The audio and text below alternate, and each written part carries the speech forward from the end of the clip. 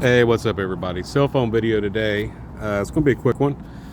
So I'm going to show you 3 ways to disable the kickstand kill switch. So I've taken it apart just so I can show you how the switch works. So as it's mounted, the switch is going to be roughly in this position here. So when you push the kickstand down, this rotates into the off position.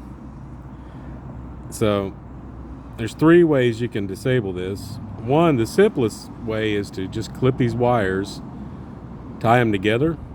That's it. That's all you have to do. This way, and partly why I wanted to take this apart was to show you guys how to maintain this switch and not cut up your wiring, because I know some guys just don't like to cut up the wiring, and that's fine.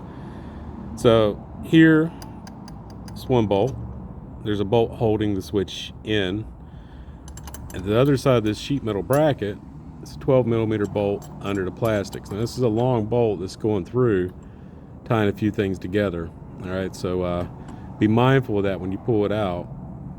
You may have a hard time getting it located again. But I'm going to totally remove the switch, which is going to give me a cleaner looking kickstand. And you don't have to do that. Like I said, you can snip the wires. The third way to go about it is either remove the switch or not. But you're going to pull the wires, run these wires into a secondary kill switch on your bike. It could be a disabler, basically, that you can hide somewhere under the plastics. You can flip it on and off. Makes it so the ignition is not going to start the bike up, whether they have a key or not.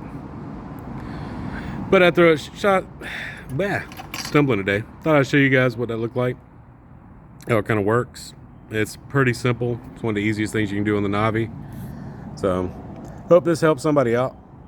If you liked the video, like and subscribe. Have a great day, guys.